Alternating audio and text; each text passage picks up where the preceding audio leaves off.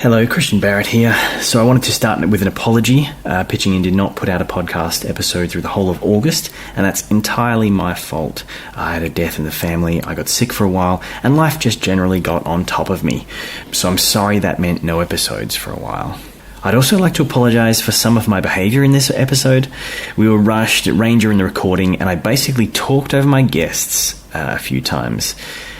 And since Pitching In is about owning your bias and fallibility, I wanted to say sorry to my guests Jane and Ryan, who put forward some really interesting and entertaining arguments despite my intermittent conversational decorum.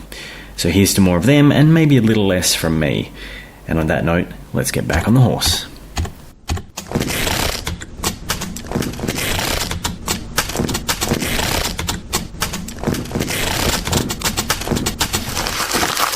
Hello and welcome to Pitching In, the story podcast that explores the difference between taste and expertise. I'm Christian Barrett, and joining me once again today are the illustrious Ryan Woosnam. Hello. And Jane Ray. Heyo. How's it going? Yeah, it's not bad. Well, today we are in a different location. We're at Ryan's place today, which is really cool. Normally we record this at my place, but today, just due to some scheduling things, we've decided to change it up, and I've realised that we probably should have done this a long time ago because Jane and Ryan live far away from me and closer to each other. Real so piece of work. I probably should have. It's a 5-hour commute for me to get to these sessions of Christian. 5 hours yes, there. But I consider duly taking noted. a camper van. That's true. And camping out. Yeah. And today, very exciting. For the last couple of weeks, we've been waiting for this. We are doing the 80s stalwart comedy.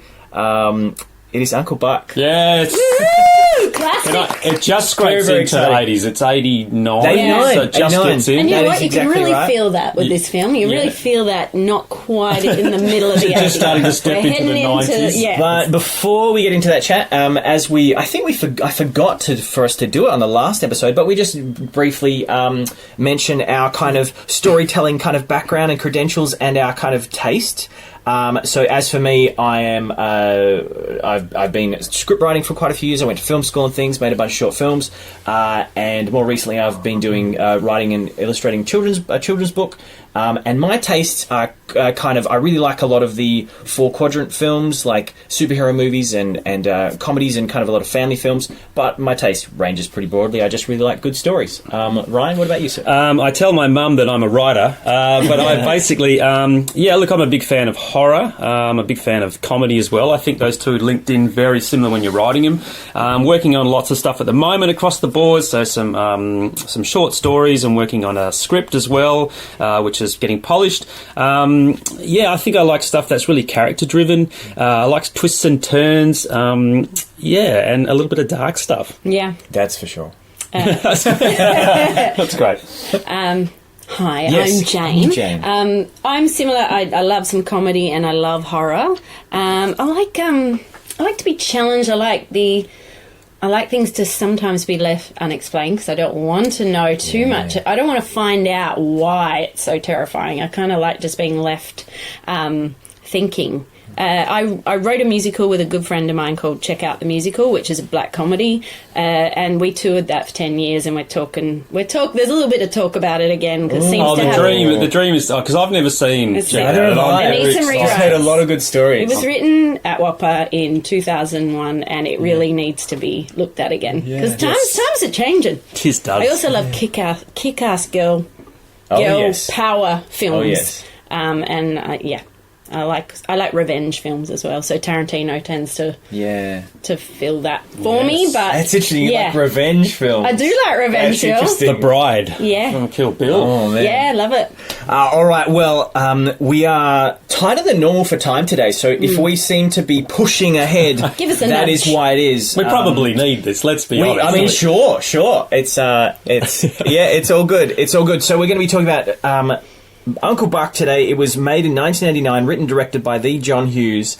It stars John Candy and Amy Madigan, as well as Jean Louisa Kelly, Gabby Hoffman, Macaulay Culkin, Jay Underwood, and Laurie Metcalf as well in a small role. The budget was $15 million. The box office was $79 million. Nice. Pretty great. And I thought I'd just run really quickly through a couple of facts. Don't know if you guys would be aware of these. Danny DeVito was originally considered for the role before John Candy. No, I didn't know that. And the idea for Home Alone first came from when they did the scene in this movie where Shanice and Kobolaski. what's Kevin McAllister's name in this? What's Macaulay Culkin's name in Miles. Maisie and Miles. Miles. Yeah, So when Miles is interrogating him through the it's the funniest thing. scene in the movie. Also, Shanice and Maisie were mother and daughter in Field of Dreams, the Kevin Costner film. Okay. That's another one. Maisie was in Girls recently as well. Oh, cool. More recently. Oh, that's cool. Uncle Buck was filmed, released, and went to home video all within 1989. Wow. Oh, All wow. in the space of 1 year. And I saw it at the drive-ins. And and the high school scenes were shot at New Trier West High School in Winnetka, Illinois, which wasn't a functioning school at the time, but also appeared in Ferris Bueller and 16 Candles. Oh. So it was like, he just must have really liked that school. Anna Klumsky. Yes. Do you know Anna Klumsky? Yep. She's in the background next to Maisie in the classroom. She went on to star with Macaulay Culkin in My Girl. And there was a TV show... Yes, a TV yes. show that first ran in 1990 to 91 that was created without the input of John Hughes or any of the film's cast. Yeah. And John Hughes didn't even know it existed until its producers asked to use exterior footage that he shot for the movie. Dreadful, and- from what I remember of seeing of it. And it had was only Powell, the character of Powell, was in it. That's a weird, Powell that's a weird in guy it? to chuck Because in there. he was Just like- Powell. The toothpick guy. Yeah, because he guy. was... I've seen it. This is years back in my mind. He's just the sidekick. I bet he made it. They obviously recast Buck because Yeah, I presume right. at that stage John Candy had probably he- passed as Yes, well. I bet he in the was. early Felicity 90s. guy Who's that? that played Buck. Sorry, John I'll get back Candy? on that. No, the guy that played him in the series. We'll have to look it up, yeah, and okay. I'll We'll do Google that. an edit and I'll drop it in later on. I'll look up his name. Just be a voiceover. Yeah, I'll just cut to myself Mr. now. Black. Sorry. Mr. Black. Yes, hello, it is I, and the actor who played Uncle Buck in the 1990s TV iteration is the late Kevin Meaney. His other work included Big and 30 Rock, and this version of Uncle Buck ran 18 episodes from 1990 to 1991. Uncle Buck had another iteration in 2016 where he was played by Mike Epps, whose other work includes The Hangover and the Resident Evil franchise. His version of Buck ran for 8 episodes in 2016. Oh, and the last one, last fact I have is that you can make the Uncle Buck's pancakes, and it takes... There we go. You're going to need a big Shout mixing bowl. about It it. takes 300 grams of flour, 200 grams of caster sugar, 400... Oh, wait a sec. This is just regular size. That doesn't sound like it's just 9 medium free-range eggs. You need more than that. Yeah. It's 300 They're grams massive. of flour. You need like 3,000 grams. You need Where'd a they snow get- shovel as where'd well. they get these You can't numbers just- from? Totally. And a giant and just pan. those facts come from mentalfloss.com. So just I let you know. tried to make them in Yeah. high school Oh, really? for my best friend's birthday, and Oh. they burnt. I used like a big tin, baking Oh. tin on the stovetop, and they just there was fire. Well, that's successful. Okay, so since past me was silly enough to come to a pancake fight with uncooked facts, future me wanted to let you guys know that after trawling the internet for full-scale Uncle Buck's pancakes and their composite parts, the best I could find was a report by a guy who said he made a 70-centimeter pancake that was 5 centimeters thick and soaked up syrup like a cake. It required 1.7 kilograms of pancake mix, 12 eggs, 6 cups of milk. It took about 30 minutes to cook on one side, and he flipped it with a plank of wood. Jumping off that point, can we briefly talk about our level of exposure to this film and our fandom of it? Okay. Okay, well, Start with you, Ryan, if you I'm want. wearing the hat, so I'm... Yeah, Ryan's wearing his approximation. It's one of the hats that's furry. It's got furry ears that fold down or Velcro back up to the top of the hat. Yeah. And it's got like a peak on it. But this one's like black leather, so it's a little bit more Pleather. Pleather. It's I pleather. don't know if it's pleather, but... That's why your head's hot. it's actually cooking. I bought it. I bought this hat a couple of years ago to annoy my kids when we went on road trips because I thought this was my Uncle Buck hat. That's true, legitimately true. This is To great. bug my kids. So I haven't yet worn it on a family trip. They have seen it, but I haven't worn it. So I'm waiting for that day to draw yes. it out to really annoy them. But That's exciting. Fandom wise, look, I do distinctly remember seeing this film at the cinema in Perth. I'd come up to see a Wow. mate of mine, so yeah, it would have been 89, come up to see a mate of mine who was staying in Perth, and we went to the cinema in the city. It's right in my mind because this is how much I like this film. Yeah. And we really loved it, really enjoyed it. And then, from memory, when I went back to Cal, where I come from, I watched it again at the cinema because I liked it so much. Yeah. So that's my fandom.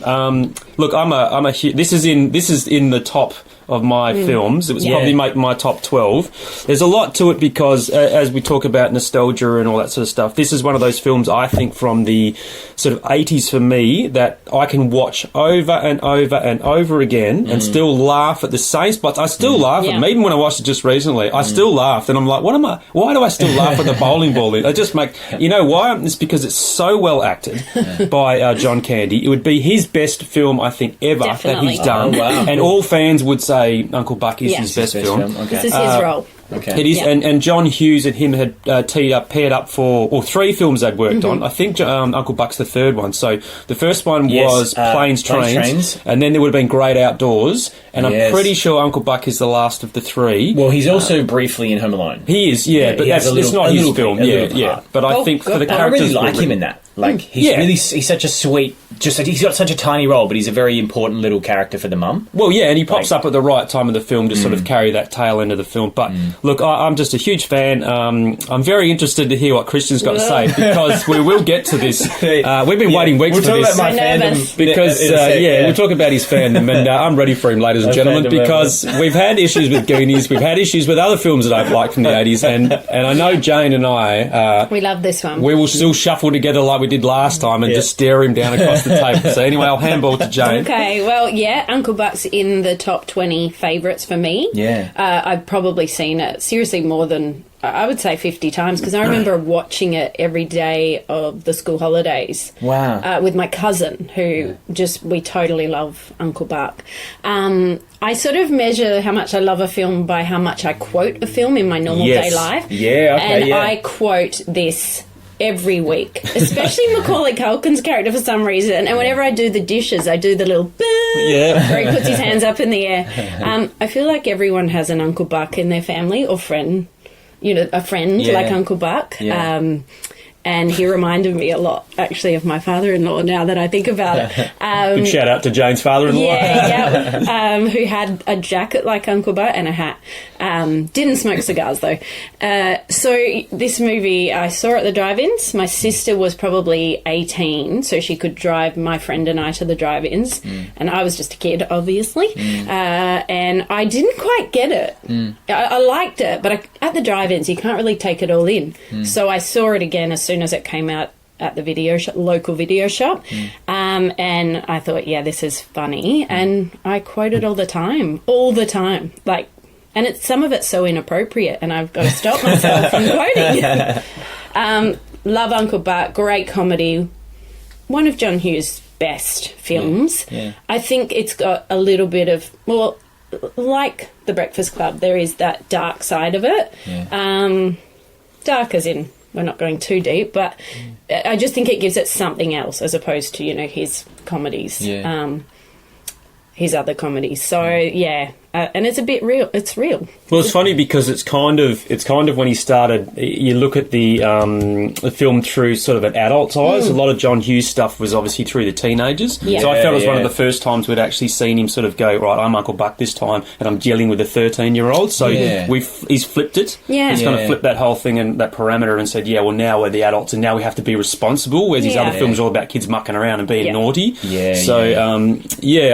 I kind of feel that about this film. Even watching it now, I look at it deeply as we all look at these films, and I saw that more. I was like, okay, you can see it stands the test. The test of time. Test of time. Yeah, the taste of there's time. a couple of things in there that I don't think would work now if it were coming out. Yeah, but there's mostly, some things I want to ask about like what you guys cigar. think of, like in terms of the time shift and what would be. There's little moments that definitely make it of its time. And it's like, would that...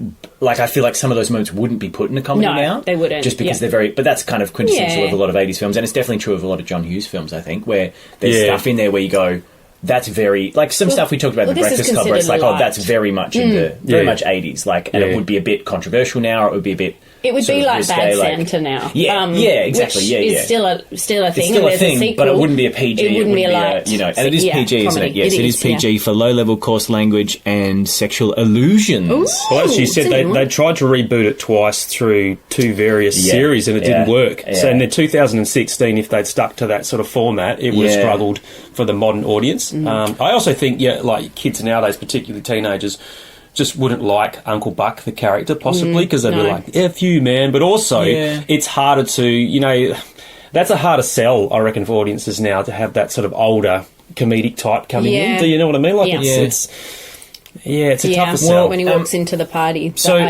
As for me, I've only seen it twice, right? So I watched it again yesterday. Oh, good. Trying to see it as many times as I could, and I that's one of our. I don't want to make excuses, but I think I worked on my pitch less because I wanted to make sure I'd watched it another time. Okay. Yeah, sure. That's fair. Because you need to see it twice. That's what I didn't just want to watch. Like, I'm pretty good at like picking things up and like paying attention. Like, but obviously you can only pay so much attention, and you do want to, for the sake of reviewing it, whatever. I wanted to go over it again.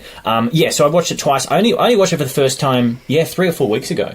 And I was quite excited when we stumbled across this because we realised that it was a movie that you two had both seen. You were massive fans of it, and I had never seen it. Yes. And I think the reason I'd never seen it is because John Candy was always kind of hit and miss for me. But I think that's because he came, in my mind, he comes from the Saturday Night Live troupe of guys like John Belushi, Dan Aykroyd, those kind of guys. And I always felt like I didn't quite get them. I felt like, that's like, it's okay. I didn't dislike them or anything, but I was like, I just don't quite get their comedy. That's fine. And we kind of touched on that when we talked about Ghostbusters. So I've only just seen it. And it was really interesting because I asked you guys to you put together little reviews. That's true, yeah. And just like you tried not to give anything away, but you would like Ryan was like, oh yeah, great kind of family comedy, really good slapstick, all these other things. I can't remember any kind of if I paraphrased you, I think I'd get it wrong. I can't remember what you said. But you just these little tasters of like a sentence and a half of these delightful little. You said it's like pulling on the heartstrings and some lovely like comedy and stuff, a little bit of darkness, but some really sweet stuff. And before I start talking about what I thought of it and things. I was wondering if you guys feel comfortable, can you give me a little bit of something of what you think I will think of it? Oh, God. All right. You don't have to, but is that... I think you're going to have trouble... And I'm not trying to set you up to... I'm not trying to trick you or anything. I genuinely think it'd be interesting. You don't have to go into heaps of detail. Sure. But just what do you... Maybe not necessarily... I think because of the kind of... the time it came out... Yeah. You're going to have trouble accepting some of his... Yes. Because he's quite mean. Sure. I don't think you'll like the Molly Russell's moment. Everybody who loves it knows what I'm talking about. Okay. Also, there's he cheats on horse racing, so I think you're going to have moral issues. What's wrong with that? That's a character choice. I'm fine with that, but I feel like you're going to struggle with the moral side. When does he cheat on horse racing? Well, he's going to put all that cash towards the end. He takes the kids. Is that what we're talking about? But I think he cheats. I think Shanice alludes to the fact that he is cheating on a horse race, which is how he makes because he got the inside tip. Yeah, he got the inside tip. Oh, yes, of course. But I think you're going to have a moral issue with Buck. You're going to have a massive moral issue with Buck. I don't think you'll overlook his imperfections and his I think you're going to struggle with the relationship, particularly how it winds down between Tia and Buck. I know that you're just going to be like, oh, there's something missing. Well, I was not saying that in that tone, but I know there's a distinct... I mean, I even read about this last night because I was just reading some reviews and that out of curiosity. And as soon as I read one part of this review, I'm like, that will be Christian because I can pick it about where a character changed at the end.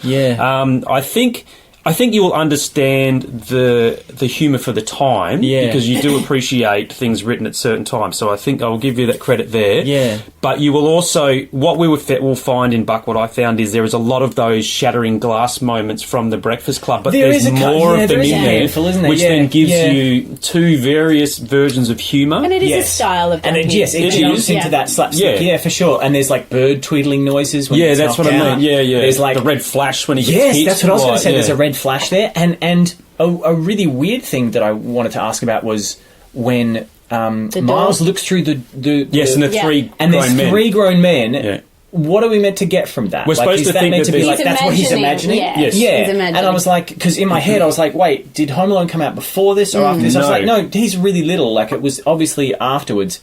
what is that about? Why is that in there? And what am I supposed to get from it? He's trying to paint the picture of a kid's mind. That's what I thought. Yeah, it's like he's just had this little, and when he goes, like he just gets shocked, and it's like, oh, that was just him. I think a lot of it is fantasy as well, Uncle Buck. Like, it's what you want to do sometimes when you get mad, and they kind of carry like it out. Fulfillment kind of thing. Like the way he tells the teacher off. You wish your parent had have told your worst teacher off in primary school. Yeah, it's like your fantasy being fulfilled by this bizarre fairy godfather. You know, he's coming in, and your parents won't do it because they're part of the system. But Uncle Buck's left of field. He'll come in and he will tell that teacher that's been ruining your life. Okay, this is personal because I had a teacher like that. In primary school. So it's like a fantasy film, but it's like all your fantasies being fulfilled. That's a good. I like that. You know, as a kid, you want someone to stand up for you. You want someone to get that gross guy that's sleazy. You want someone to punch a clown in the face because I'm scared of clowns. So it would be good that someone would punch a clown in the face. So it's like, God, sometimes I just want to, but you wouldn't. It's not, but Uncle Buck does. Well, not to string the drama of it out too far. Sorry, that was very dramatic. No, I don't want to draw it out too much. You like all the stuff that you've observed. That's very much where I'm at. So I don't. Yeah, I'm. He's squirming here. Actually, sweat on his forehead. So I love you guys. All right, I know it's coming. But I don't really like this film. I'm so sorry. I'm so sorry. I don't. The audience hate just it. all left. I don't hate it. But like. Remember how a couple of episodes I just had like a list? Here we go. He's got a list too. Of things that I just want to kind of ask about and just go like, what is... Yes. So, I've got like 15 things. Can you indulge... I can indulge as many of those. Like, Throw as many. It's not all about Christian. I don't want to be all about me. Indulge away. Some of them are some of them are positive. Well, that's a rarity. Tell us your favourite character to start with. Yes. Give us some favourite positives. character. All right. Well, I can try to go through the positive first. Yes, okay, that's do a good that. idea. He's going down a long list. He's scrolling nervously. I automatically, like, straight away, the kids are really sweet and funny, and they kind of have this cute rawness, the way they're fighting and they're, like, swearing and stuff. That's kind of cute. You can see they're on their own. We need boys so they grow up, get married, and turn into shadows. That's a really good line, like, from Tia. But they don't explain why Tia thinks this way, and they never go into any detail about that. What's made her... Like, was her father's nice? Uncle Buck's pretty nice. The only person in her life that's shit is her boy. The only man in her life that's shit is her boyfriend, and she's the one that he loves, and she hates all the other men in her life, even though the other men in her life are okay. They're nice. She's rebelling. Yeah. But she doesn't get along with her mum. And her dad. That's clear that there's... That's another thing I wanted to ask about. So, like... Because he moved them. What I wanted was that for her to, like, she's all broody at the beginning, and then for that to kind of develop and for us to find out why. But she never really tells us why she's so broody and what the problem is. Are these the positives? I just didn't want to have to go back to it. Tia's look to Mum when her face changes at the table, and you see her just kind of, like, she's got this, like, judgment face, and she just goes, Mum, Mum says, I've had enough of your ugliness. And then her face just changes, and you go, well, shit, she thinks the same about you, Mum, kind of thing. Like, there's this kind of really nice, like, that was just, like, cool. That was just, like, landed.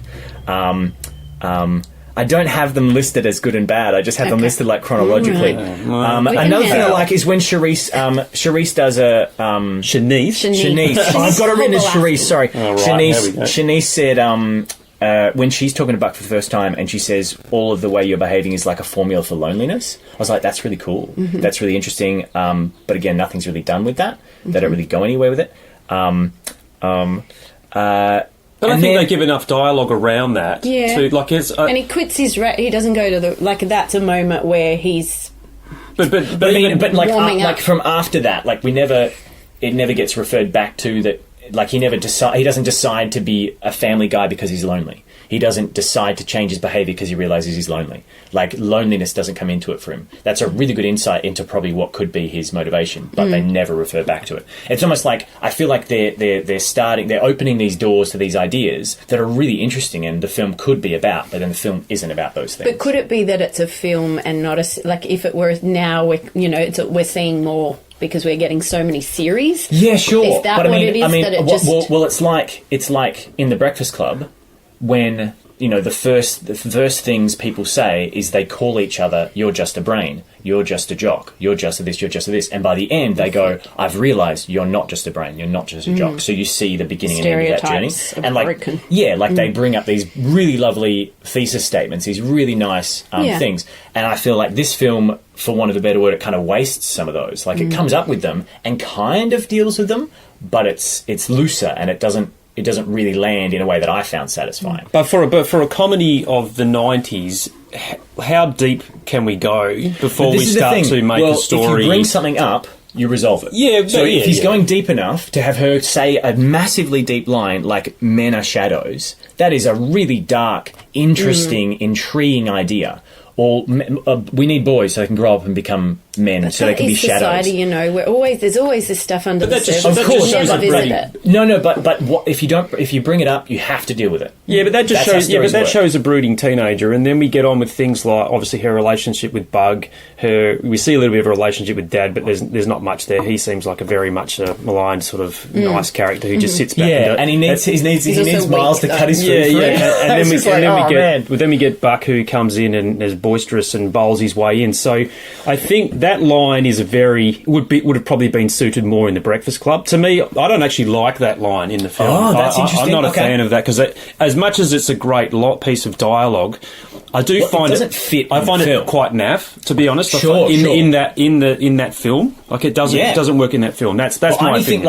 I agree, but only because it doesn't do anything with it. I feel like if they bring that up and then that darkness is somehow like we go back to it and it's like, well, shit, that's a really hardcore thing for a kid to think. But like, because her dad he's got no gumption, and I don't think he's done anything. I think he's just faded, like the way Miles is cutting his food. I think the mum's quite strong, not meaning it's her fault that the dad is not strong. Yeah. But you can tell he's pushed Buck out of his life, probably because he can't stand up to his wife or can't stand up. But then he's the first one that suggests Buck. Yeah, and he's the one who's rooting for Buck. As you would. But that's only because they called around, isn't it? Like but they only called like two other people. Well, there's such short notice. They're in a different state. Yeah. They've only just moved. They've moved from their family. But they've moved about a year ago. Yeah, because he said I haven't been around to your place since you moved, and then there's a reference back to that. It was where he burns all while the ago. Because should have put the barbecue too close to the that's right. The house on fire. Which makes me think that he burned the house down. As far as I could tell, the last time he saw the kids was like years ago, right? Because he thinks that he doesn't realise that Tia is 15. He thinks she's like 9. Or something. He says Jennifer, I think, is 9, and the little ones are like little kids. No, he says Tia, and then he calls the kids Larry and Betsy. It's like Larry and Betsy, Larry, and he goes Larry and Jennifer. That's it. That's one of my favourite, because the car. That's a great scene as well. That's another quotable one. The car's great. The car's a character. But anyway, I think that going back to that line, I just think that's probably the only jarring line. But I think Jane just made a really good point. Maybe it's referring to how her dad has handled the situation of the moving away. The mother has become quite an overbearing person. And I think maybe, and the problem she does have is with her mother, so maybe she's seen that. It's a little bit in there. That's something that I don't understand. So, like, what problem does she have with her mother? Well, because they moved them away, and she says, if I moved away from my family, I'd have a heart attack too. That's a ridiculous thing to say. It is, but it's a kid. I mean? But it's a kid having. Yeah, but like her mum takes it like, oh, good point. Well, I don't know. Her mum doesn't have any comeback for that. She doesn't explain, nor do we ever find out why they moved. Maybe Tia's right. But would you be chopping into your parents in front of little kids? Because maybe the parents pull back. Because if you have a big full but it's just her and her mum then. When they talk like that, it's just her and her mum. And I just don't, like, the way her mum responded was like, oh shit, that's really hurtful, but she's not wrong. Like, that's what I read from it. But maybe that's... And then she didn't, it's like, but what is... That's a cheap shot, though, to fire at someone like she's done. Of course, but to me it speaks to maybe her mum is obviously insecure about that. She's obviously feeling guilty that she did move, and she says, oh, I love my father, and this kind of thing. And she feels guilty that she did move, but we never find out why she actually moved, if she had a good reason to do it, if she just did it for selfish reasons. Did they just do it to earn more money? And if they did, that's horrible. If they didn't, that's fine. But do we need that? Do we need that in the film for half an hour? Like, I'd like it anywhere in the film because otherwise it's completely meaningless when she reunites with her mum at the end. It's like, well, what did she learn? What did she fix? I don't know what was wrong. Point in the film, but I didn't know what was wrong with their relationship. I'm trying to think though. They do move. Because her dad, something happens with his work, right? So but they never say that. They do. I remember one comment about it. There's something at the dinner table, but it's really... It's quick. Yeah, it's all quick. I mean, maybe I've missed it, but I get the Christian line about them saying moving away. But I think realistically, they're trying to fast-track it so that they can get to Buck, because that comedy of that era, we can't linger too long on the family meltdown. No, of course, but what I'm saying is the whole influence, the positive influence of Buck comes down to the change that it makes in Tia and Mum's relationship. And if we don't know what it's changing, if we don't know what's wrong, then we don't know what's been fixed, and we don't understand the value of Buck. She's ignored by her parents as well. They're too scared to deal with her teen angst. Buck is great because he hasn't been exposed to teen angst. He doesn't have kids, and he's not around kids. And he just deals with it head on, whereas they're avoiding getting her upset or anything. So it's what I love about it is that he breaks the ice with her teen angst and makes her realise you can still love your parents and be a teenager. And, so I like that. But also possibly that she's responsible for looking after the younger kids, because when we first meet them, I read, she's putting their bags and doing stuff and telling them off their and names, swearing. And she knows what they need. And she's horrible to them, though. Yeah, but that's what she does. Yes, but she does take pride in the fact that she's basically taking care of them. And she even says a line of something like, I can take care of the kids. And then she tells Maisie, she goes, I'm taking care of you. Maisie says, you can't take care of us. So there's definitely... she's a surrogate parent, technically. So when Buck comes in, she's pecking order. Yes, exactly. It's like, I don't need you. She's like, I don't need... Yes, I'm not a kid. I liked that, and I definitely picked up on that. For me, like, the fact that Buck accepts the role of babysitting... He's just talked about how much he doesn't like kids and doesn't want kids, and then he goes, yeah, great, I'll help. Because he has to impress them. I feel like it's all about it's not impressing that, them. But he doesn't know that he isn't impressing him. Like, he hasn't... Do you mean he accepts it that he's having... I reckon he's just... He takes the job. He treats it like a holiday. Because he just... He does. Well, when he's there... Because when you first meet him as well, when the kids do... He's having a great time. He's cooking up, and he's got away from getting a job as well because Shanice wanted him to work. Well, that's another thing he just goes, ridiculous. I need an excuse, and then he goes, "This is awesome. I'm going on a holiday." Like he basically I don't think he wants to let Bobby down. There's nothing awful about. That's a character. That's what he a says, character would do. I've got like. But if he really loves her, and he's saying like, "Are you okay?" Just smash your hand on the table. If he really loves her, he's like, "Oh, yeah, sorry, I can't because I have a really good reason now. I'm looking after these kids." And then he takes them to school and then just sits at home. And but he couldn't even answer the phone. He tried to explain, and he's trying to explain on the phone to her why he has to go. He's running away from Shanice Cobble. He's running away from everything. It's what he's always done. He doesn't want to work at the tyre shop, but he should because he's got no money. He doesn't want to be bolted down because she kind of says to him, it's time to start having a family. It's time to start doing this. And he's like, and he's thinking about it. And he likes his freedom. But then a window opens up and he's like, this is awesome. But family, given their, his relationship with them isn't great, obviously, Buck with his brother and his wife. And he, a little bit of him wants to, you say, okay, I'll do it. I feel like a little bit of him wants to impress the mum a little bit and say, I can do this and prove her wrong. I think he wants to win back that relationship in some ways. And he has that blood, blood is thicker than water. He's connected to them. So we'll make some tents and we'll get some peanut butter. It's like so many, because I also think he would probably generally loves his brother. And some people, when they're on the outside of the family, you throw them a bone. To me, I feel like he's just gone, I'm back in. Because he's obviously stuffed up again. He's obviously stuffed up again by burning something down a year ago, which is what he alludes to. And also we see the wedding photo, which he's tucked away, which is a lovely moment. See that? So I really like that moment. And if that moment had happened when after he'd come in and gone, yay, it's Uncle Buck, everybody loves Uncle Buck, and then he's kind of confused why they're not really loving him, and then he sees that photo, it's like, and then he's like, okay, well, now that I've seen this photo, I really need to prove that I'm not a shitty guy. But that doesn't happen, and nor does he go, no, I don't want to take the job. I'm and then see the photo and go, oh shit, they really don't like me. I have to prove there's nothing that I see that motivates him to prove himself. He's, if he's why is looking after his parents, looking after his brother's kids, more of a vacation than just staying at home. He's not getting paid to look after kids. But he's living. Why wouldn't he just stay at home anyway? Why would he take responsibility? Why would he risk He's naive to how hard people? it is going to be as well. I think he thinks they're little. He thinks they're babies, and he's just said how he doesn't want to engage with them at all. He said, "I don't want to engage with kids. I'm not really interested. I'm fine. Why can't people just leave me alone?" And then somebody doesn't leave him alone, and he goes, "Yeah, great. I'll take the responsibility." It's like that doesn't make sense. You have to when your brother. Well, when your brother calls you, but he doesn't. That's not his character. Is to avoid those sort of things. What I wanted was for him to avoid. He's still proud though, and then have something like what I would like to see is the one thing that he cares about, which is Shanice, as far as we know at the beginning. I'm saying that right? It's not Charisse. No, Shanice. Shanice Kobylowski. Field of dream. The one thing, the one thing that he does love, that we know that he loves from the beginning, is Shanice. And so what I wanted was for her to say, "Get better at this, or I'm not going to be with you." And then he goes, "Oh shit!" And then he gets a call, and they say, "Can you look after our kids?" He goes, "Oh, yep, whatever it is, I can do it. Whatever it is, I can do it." But that doesn't happen. Like, there's no sense that that's why he's doing it. But it's that get better or I'll leave you type of thing, and then just out of scenario, he happens to be thrown into the situation whether he wants to go there willingly or not. But that's how. What I'm saying is, have him get the call. And he goes, "No, I'm not interested. I'd be shit at that. I'm a bad uncle. Don't worry about it. I'm cool. I'm just happy to be by myself. Good to talk to you, bro." And then Shanice then he engaged with Shanice again, and she goes, "Look, you have to learn better." And she's like, "But you never will." He's like, "Oh no, I'll show you. I just got a call. I'm going to call them back, and I'm going to do it."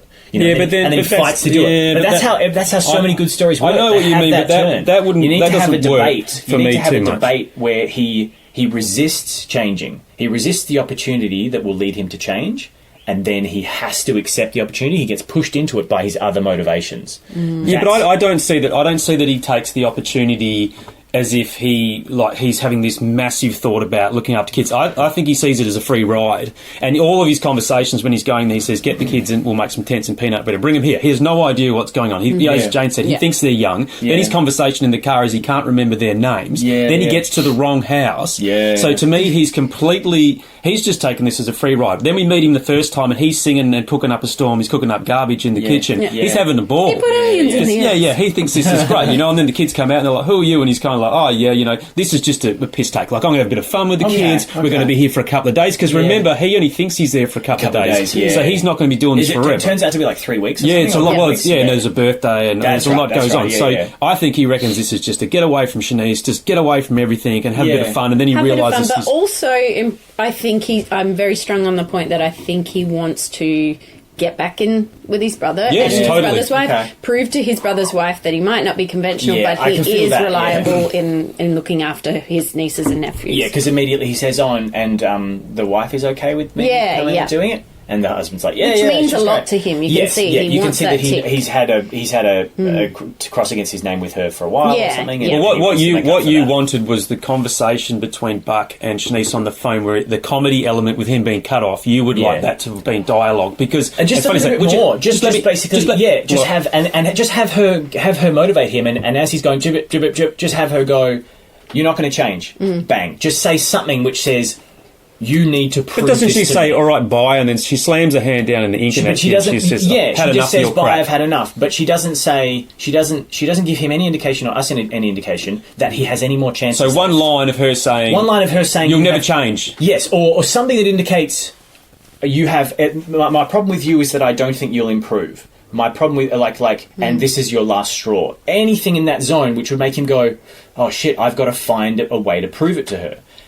But he's too selfish, I think, because he is too selfish a character, and this is one thing I do like about him is when we think about characters and that we could have them have these great little epiphany moments. I think that he is just so selfish until he meets those kids, and that's when he finds his heart. Because even Shanice, as much as he loves Shanice, I even question that at the start when the way he sort of speaks to her, he's like, "Let's get a piece of tin and get some mice and stuff," and he has a lot of jokes when she's trying to be serious. He's kind of making fun of her. Which is cool. And he obviously loves her, and there's a lot of great little comical elements between the two of them when they have the phone conversation about Mickey and Minnie and all that sort of stuff. There's which great Sonic stuff. wouldn't have He probably wouldn't have liked it. I didn't my least favourite. It's like the reason she loves him is because he's humorously vulgar. Like that's his best quality. Hey, in all relationships, and I don't think it is his best quality. No, it's not. But in relationships, you would, if you know someone and you love someone, you would jokingly make those conversations. And we're not supposed to be there.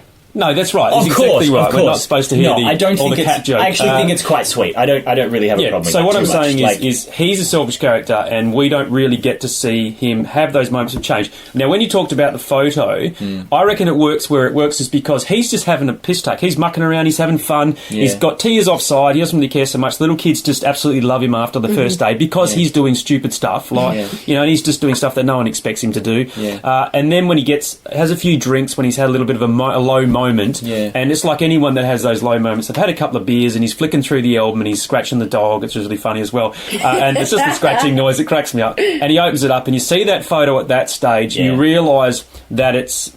Even though we heard from Cindy at the start, it's a lot more shattered than you think. And that folded moment, to me, is just a beautiful... And I based my pitch around that folded moment. Oh, cool. So, because it was just a moment to me that still resonates with me. And I think that when you get in with the kids, because it's almost like we had to fast track Buck to get to the kids, so we can't spend half an hour trying to develop all this extra stuff. As much as I know you want, I know what you mean. I know what you mean, but I think basically to solidify what's already there. But 80s films want to get into the comedy, but they don't have to. Like, I know they comedy's don't. not as funny if the drama isn't there. But stuff wasn't written like that for that time period of that comedy. Then why was Breakfast Club so great? You know what? He did it. The exact same writer did this in Breakfast Club. But Buck is treated differently because Breakfast Club to me is where he has gone a little bit more serious, and he obviously he's played with it. I feel like Buck is the intermission between that and Home Alone, where he starts to step across to becoming more silly comical, like with people falling over and a slapstick banging their heads and more of the fakeish sort of stuff that's happening. And to me, Buck is the transitional one. If you look at it, there is those weird moments where he looks in the mailbox, when he gets knocked with the door, and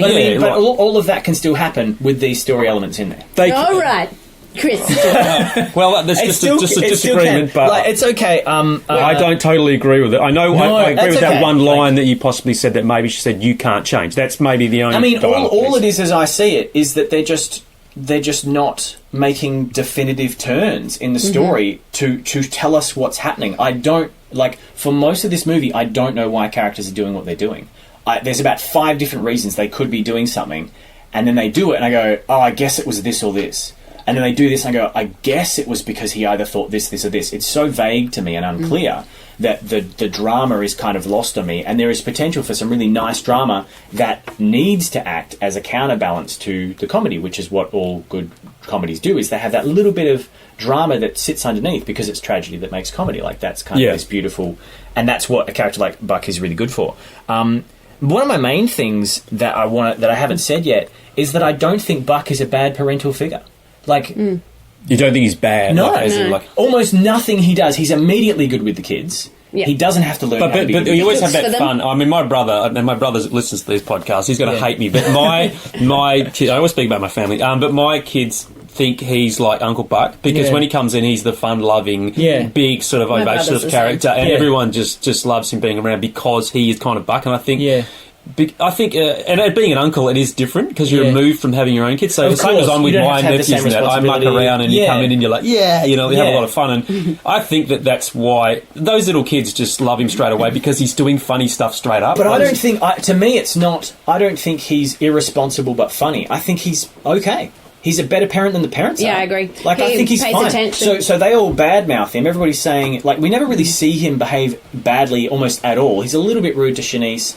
He comes in and he does the whole, I don't need any money, don't worry about it, Mum. But I better take the black checks. That's right. That's a bit... you can see he's a bit of a trickster or whatever, but he doesn't do... He's not... He's nice to the kids straight away. He handles them well straight away. The only one he has any problems with is Tia.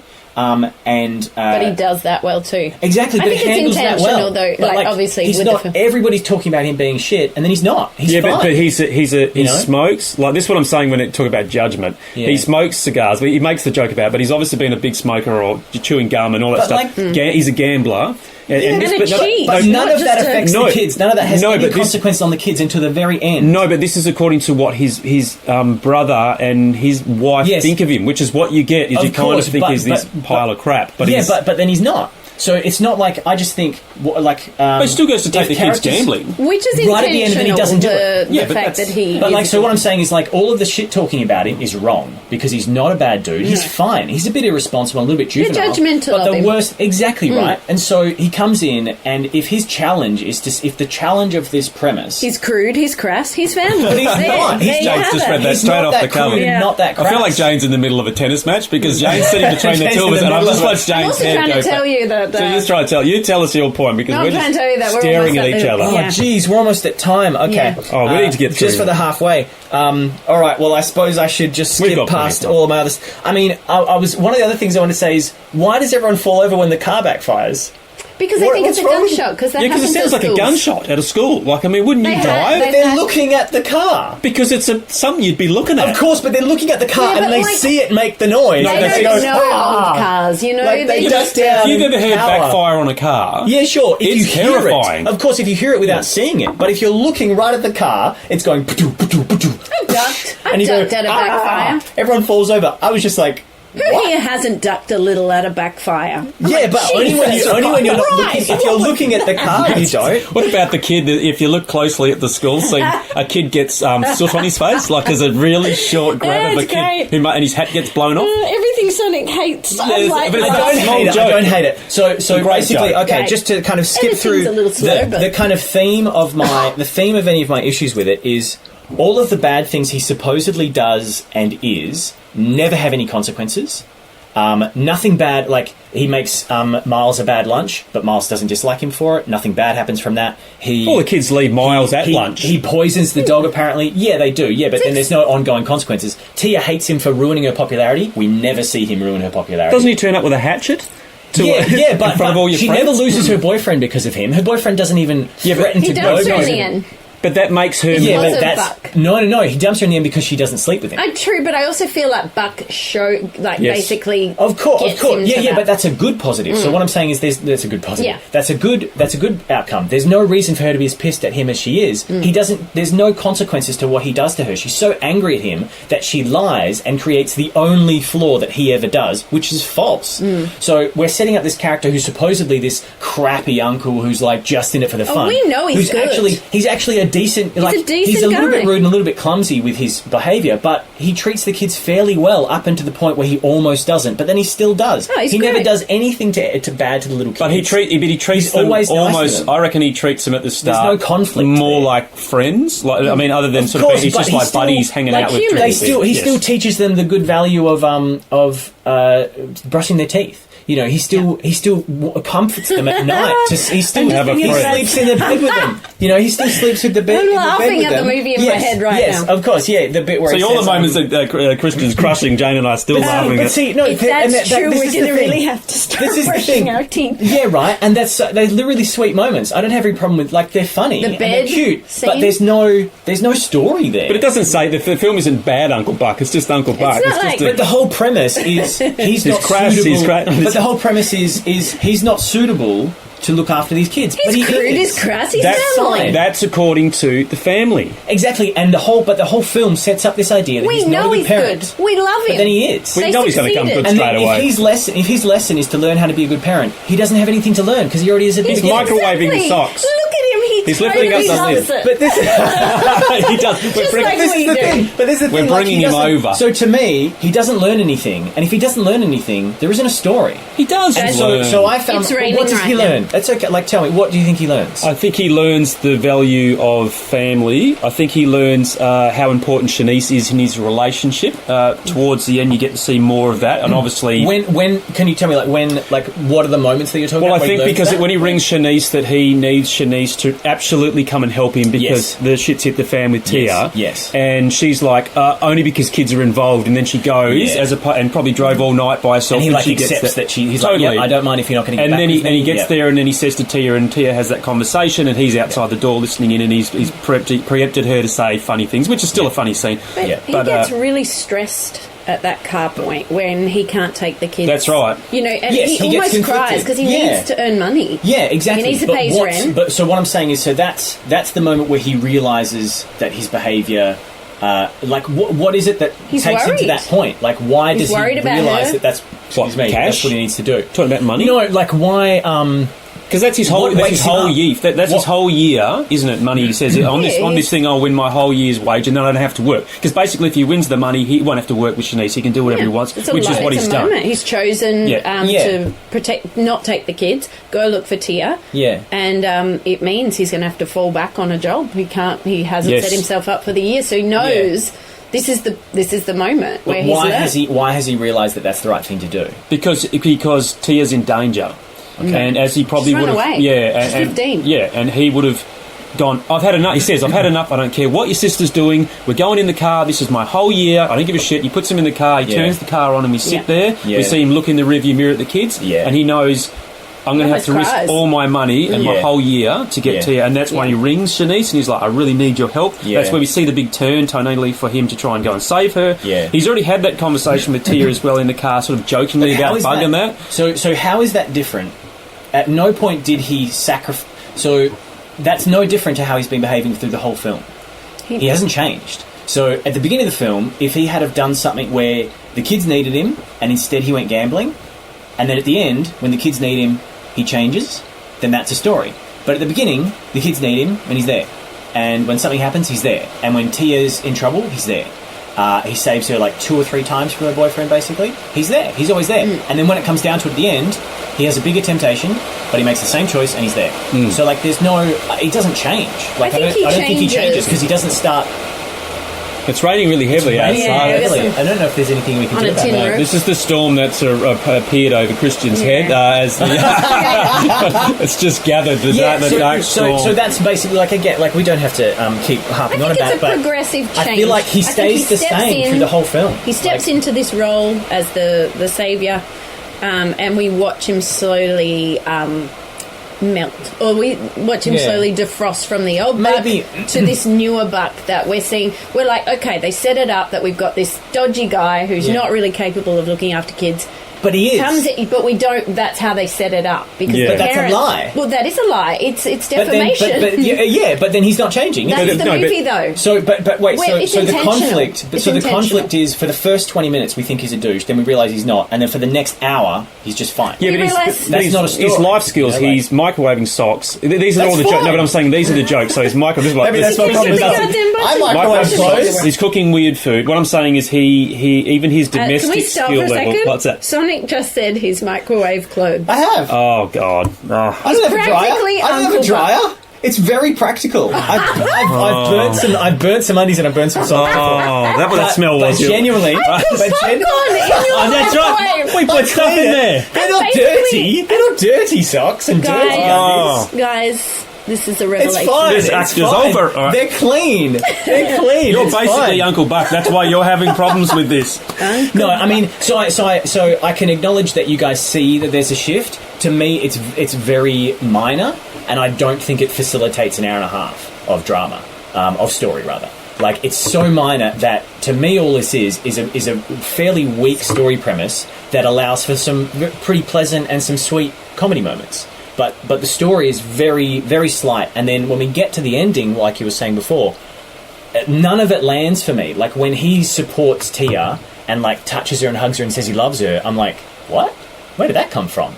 Like, there's no... Like, but he's kind of been saying that. No, he's kind of been saying that throughout the film, because when he says, why'd you blow that mocha, blah, blah, blah, and he says, if you get the pole out of your keister, we're going to get along fine. Like, when she sort of says, hey, Buck, you know, it sucks when someone fucks with your life or whatever, and he's like, gives her that look. There's plenty of moments where we see that he is invested in looking after her. He talks about boyfriends with her in that car. He says, you know, why does he call himself Spray, and all those jokes he says to her. He's trying to give a shit. When he turns up with the hatchet, he's basically... And then she kisses Bug, you know, defiantly, which I liked. She grabs him and kisses him to say, screw you, pal, even though you're here. Yeah. There is a lot of comedy, and obviously I reckon Hughes has got a lot of jokes that he's had maybe seen through his family's life, and he's gone, let's put them all in a film, like funny things, and then he's obviously it is a stock standard comedy routine. It's a family, dysfunctional to a degree.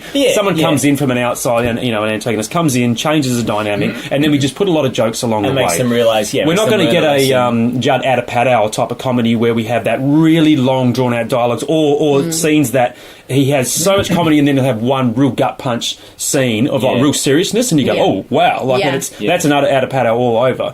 To me, Hughes has used or flexed his comedy muscles with Planes, Trains, and with this one and Great Outdoors, and gone, they're just comedies. Like I've done the serious stuff. I know what you're saying. Do you know what I mean? Like Three Amigos, for example, amazing comedy, hilarious. I'm the opposite. Really good story. I struggle with that one. Do you? So really that's good one. story. I struggle with Three Amigos. I like that one. Because it's cheese-a-rama. But Home Alone. It's cheese-a-rama. But I mean, I struggle with. I tried to watch Three Amigos recently. This will be another part of Big Cut Out, I imagine, and I struggled massively. Anyway, I'll stay on Buck. That's okay.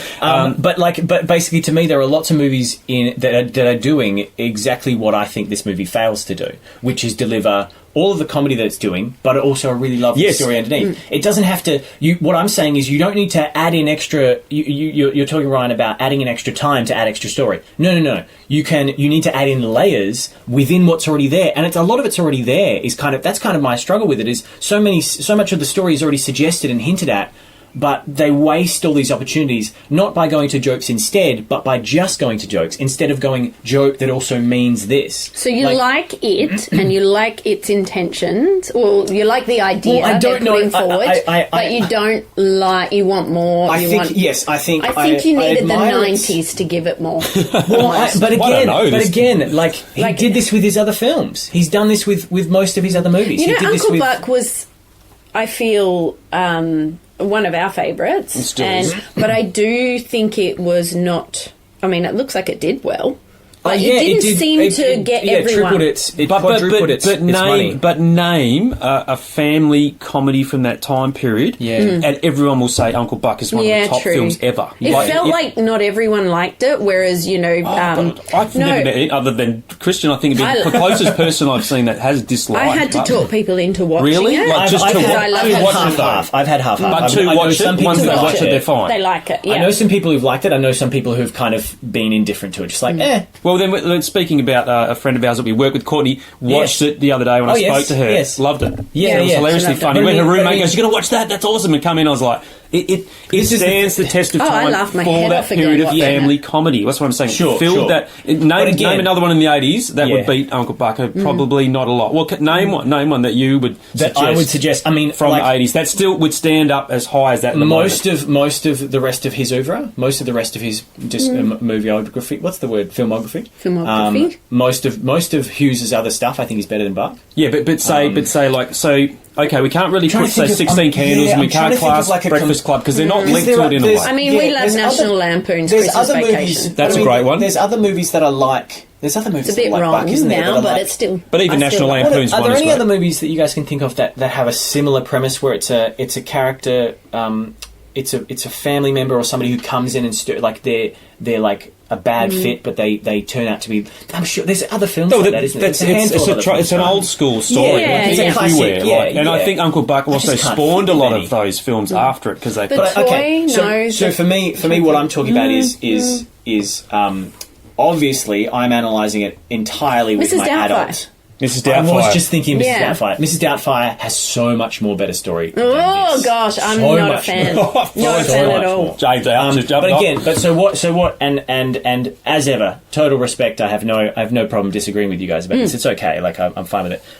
Real piece of work, Christian. Real piece of work. I do like how you respond. I like your crap out of this comedy film. antagonism. It's very. I really like it. He's taking this film like a bowling ball to the head. It makes me feel confident and scared at the same time. But yeah, no. So I guess I'm looking at it obviously very analytically, and I think that this for me is one of the big differences between when something is popular and when something is well made. I think when you have enough charisma and things like comedy and stuff, you can trick people into thinking there's more to something than there is, and I think that's what this movie does.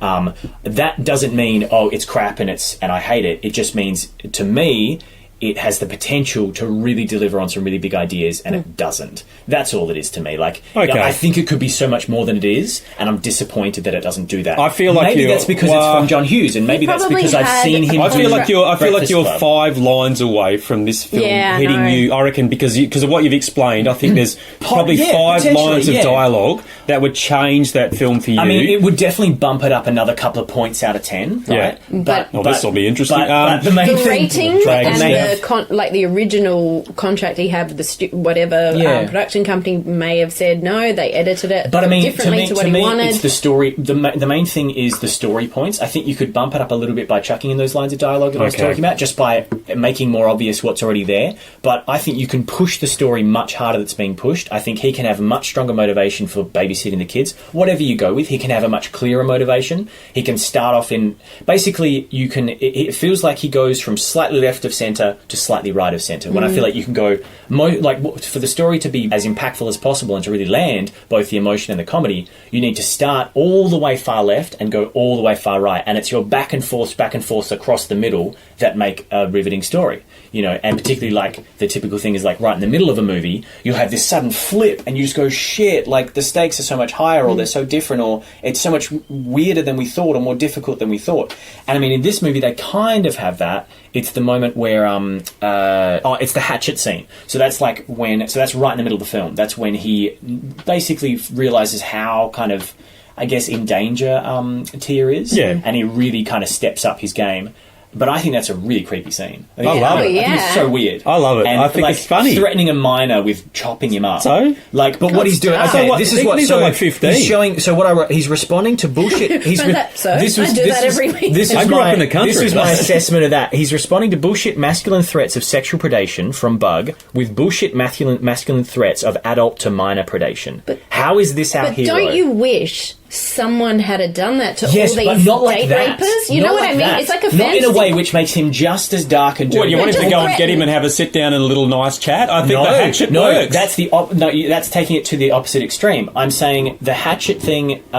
It's so creepy and dark. It's brilliant. It is creepy and dark. That's the point. Yeah. But that's the whole joke. I agree with you. I totally agree with you. The chainsaw noise that's in there and the thing. I just think it makes him it makes him almost as bad and evil as Bug. I didn't know destructive sides in that. Puts him in a boot. Oh my gosh, that is awful. He kidnaps a child. Good. And then the weirdest thing of that he was a rapist. is when he was. So we think he was. A date rapist. But we don't know that. Yes. I think he definitely. So he's a terrible. But when he's going, I'm sorry. I'm just like, holy shit, this guy is crazy. There's so many points in this movie where I think the characters are psychotic. But that's what I mean about when he's dancing with when he's dancing with Marie, going dip, dip, dip. I'm like, please talk about Laurie Metcalf? Is it Laurie Metcalf? Yeah. She is brilliant. She's a cartoon character. It's so weird. Marcy Goldman.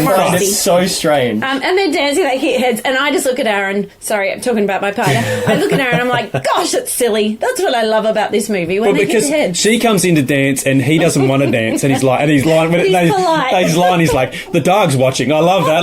And she keeps tapping his legs. He goes, what are you, dirty dancing? So he grabs her head for a bit of fun, which is brilliant comedy. Come on. It's great. I didn't laugh. I just felt uncomfortable. Still makes me laugh.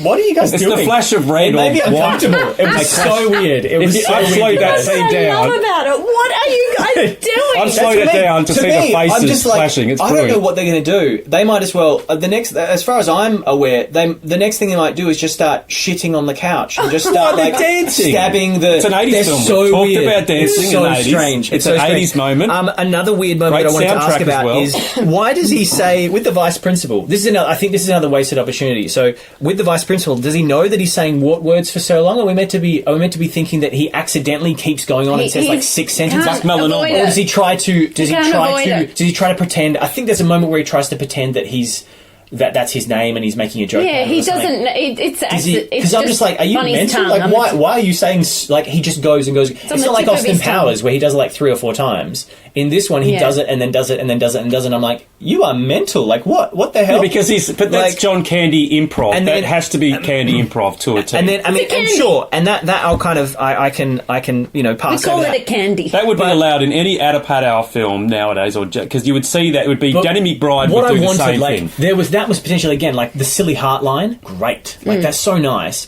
And if that was part of his character, if that was an integral part of his journey where he has a silly heart, and that's the beginning of his story, and that's looked down on by adults. But then he realises through the kids that a silly heart's really important, and if he can just be more responsible and kind to the people around him, the silly heart is his best trait. And in this moment, this scene could be him defending his kid, but actually defending himself in a beautiful way. He could be like, maybe he is. If the setup for this scene would have had somebody in authority criticize him or have him failing to defend himself, and maybe he gets embarrassed. Maybe somebody points out that he doesn't have a high school diploma, he wasn't good at school, and they like belittle him.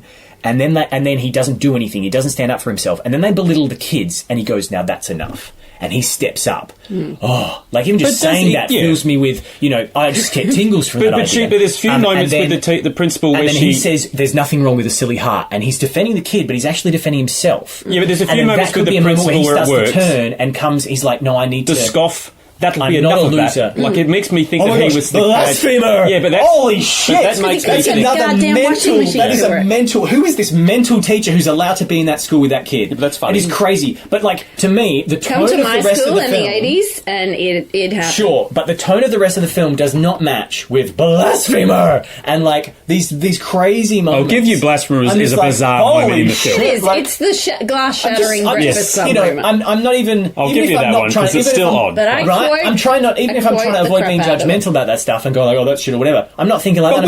I'm just going. I don't get it. But we can just tiptoe over one little like that's. Like there's like 6 of those moments. Oh no! Right, most guys, of Lauren. All right, we have to wrap this up before I strangle it. All right, blasphemer. I'm gonna get my hatchet out. We won't even get time to pitch That's if we right. don't. That's true. But I'm liking this stuff. Yes. No. So I'm getting mad. If it's okay, I just want to say one last thing. So it's like Roger Ebert on the other side. Okay. No. Oh no, I don't want to be too mean, but movies like this and Ferris Bueller make me think that Breakfast Club was a fluke. Like he accidentally. That's the feeling. Because I don't want to be like I'm not cheap shot. But I don't think of the characters coming out of these films. I know they're not solid. Not many films are. But I guess. But maybe think of Cameron Fry. I reckon he's a great character. Think of him. And maybe I'm being too harsh on Ferris. I'm not sure because I haven't seen that again in a while. But when I watched it, I just kind of was like, I don't get these characters. Like, why are they doing what they're doing? I don't get it. Uncle Buck's a pretty great character. I mean, look, sensational character. I really do. Because I don't get his. What ideas does he represent? Because it translates to us Australians. It's not just an American thing. So I just think it's clever that. He does. He reminds me of people in my life. But I think that's wonderful. But he doesn't teach me anything about the world. Like I don't. He teaches me how to talk to a very anxious teenager, and that's a problem. There's a real time where we all did it. You fall into that quiet zone. I think you don't have to be tiptoeing around them. Yeah. You can. It can be head on. Yeah. You can look at it that way. He doesn't teach us that because he can captains always them. do that. Yeah. Anyway, we need to wrap. Yeah, we we'll won't wrap get that on to our. Thank you so much for letting me. The final thing I wanted to say is I don't think Buck is at any point as bad as anybody says, nor do I think at the end he's as good as anybody says.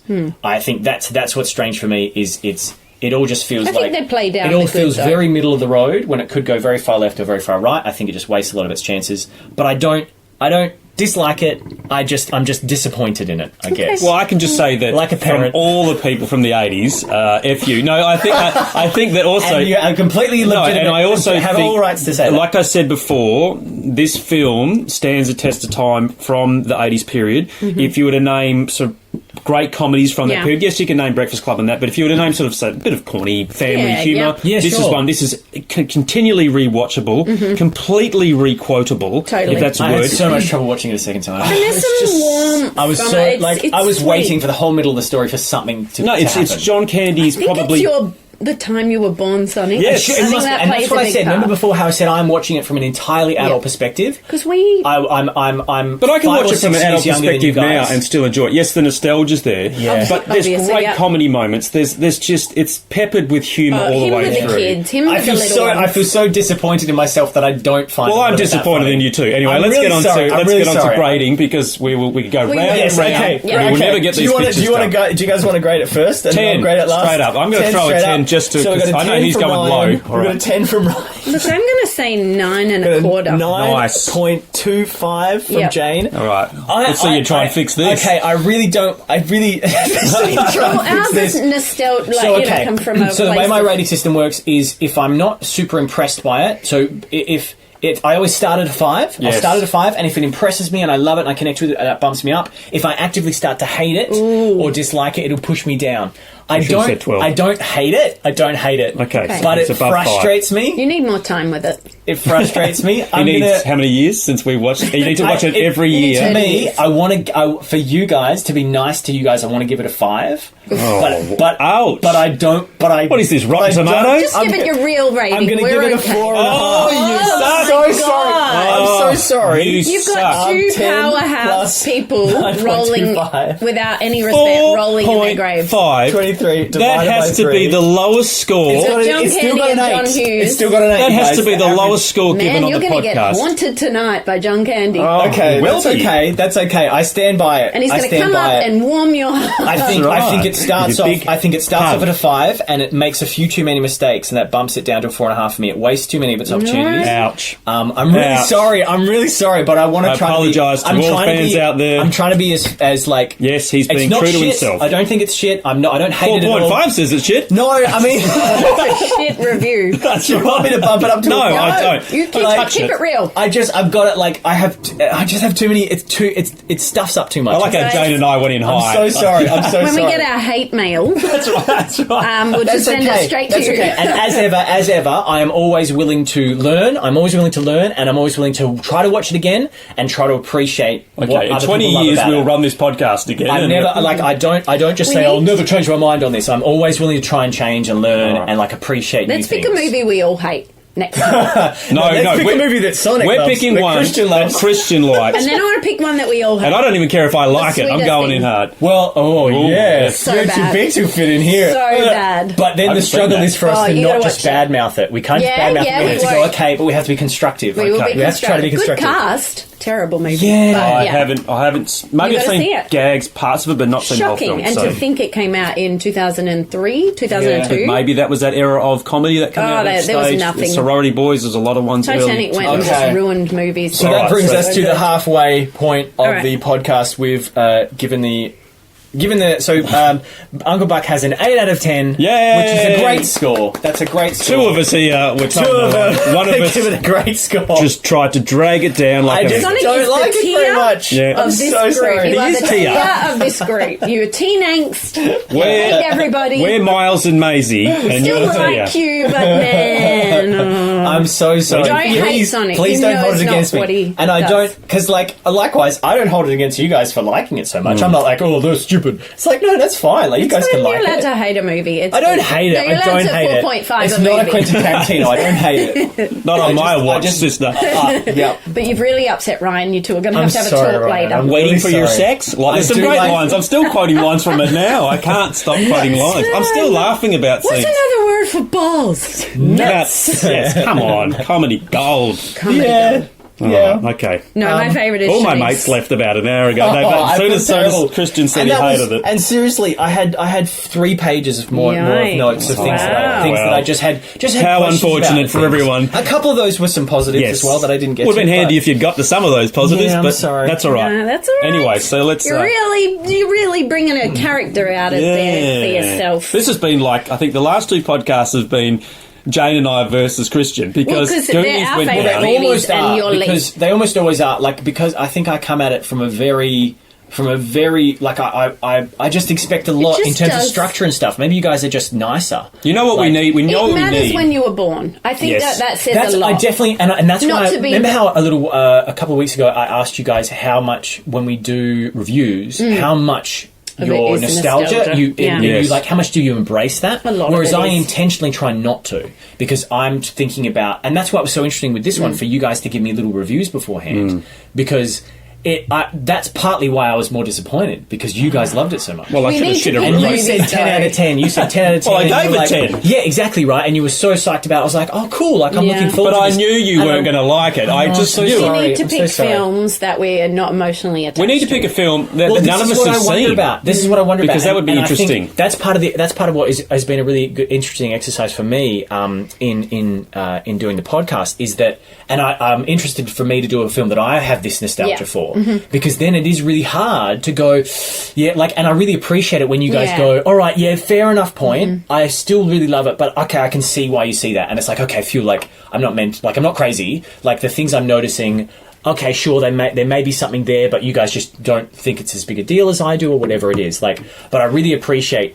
I really appreciate. Why do I feel like it's going to be some French art house film that's? No. Like I said, I'm full quadrant. Like my favorite movies. My favorite movies. Happy-go-lucky. My favorite movies like Incredibles. Like I love like Mission Impossible, Rogue Nation. Like there's so many popcorn films. That's the one I don't I like. like Mission Impossible. Oh my gosh, Rogue Nation, so good. You didn't even like Fallout. Rogue We're not getting Fallout was okay. Right, we're not getting into this discussion. But it wasn't Is Rogue Nation the last one? No, Rogue Nation's the second to last one. Second I like that. Is that the one with the I Kremlin? don't like the last one.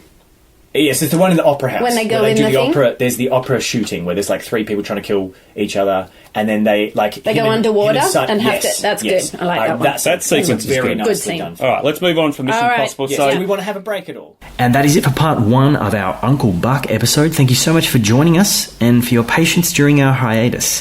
Thank you also to my excellent guests, Brian Woosnam and Jane Raitt. This was a super fun episode, even though we did disagree a bunch. Maybe that's why it was fun. Next week in part 2, we'll be offering up pitches for a Buck sequel, and then it's back to our usual weekly episodes with some very interesting films coming down the pipeline, including a famous horror sequel that I know Jane and Ryan are very excited about, so looking forward to that. Feel free to check out Pitching In on Facebook and Podbean or on iTunes. I'm Christian Barrett. Thanks so much for joining us, and until next time, remember that kindness can be critical.